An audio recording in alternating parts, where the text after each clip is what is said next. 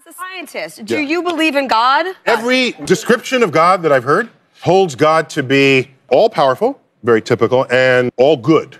And then I look around and I see a tsunami that killed 250,000 people in Indonesia, an earthquake that killed 250,000 people in Haiti, and I see earthquakes and tornadoes and disease, childhood leukemia, and I see all of this and I say, I do not see evidence of both of those being true simultaneously.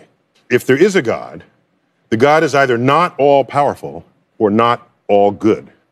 Can't be both. But I'm evidence-driven more than I'm faith-driven. Yung si Neil deGrasse, no, ay atheist or agnostic at pumapalakpak sa kanya mga kapwa niya agnostic, mga ayaw maniwala sa evidence of God. Itong sinabi niya, either God is all good or God is all powerful, at hindi pwedeng God is all powerful patapos merong mga uncontrollable things dito sa lupa. That is also not a good argument for atheism or agnosticism. Kasi ang Panginoon ay mabuti sa kanyang sarili. He is sovereign. At lahat ng ginagawa niya ay mabuti kahit na masama sa tingin ng tao. Hindi porket hindi maganda sa tingin ni Neil deGrasse Tyson at saka noong mga ibang tao na gusto nila ito ang mabuti. Ang definition nila ng mabuti ay yung dapat ganito nangyayari. Dapat walang tsunami, walang namamatay, walang mga batang natotorment. Sa kanila yun ay mabuti. Pero sa Diyos, ang mabuti ay